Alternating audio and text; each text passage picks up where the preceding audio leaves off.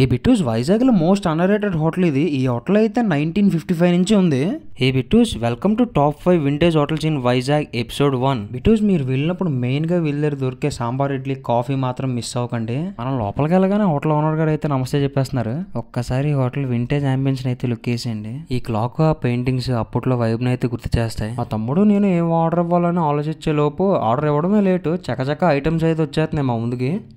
వైజాగ్లో చాలా hotel staffs వీళ్ళని అయితే చూసి నేర్చుకోవాలి. సర్వ్ చేసేటప్పుడు వారి స్మైల్ అండ్ హంబల్నెస్ ఇది చాలదా ఏ కస్టమర్కైనా. ఇక్కడ గారి టేస్ట్ అయితే సూపర్.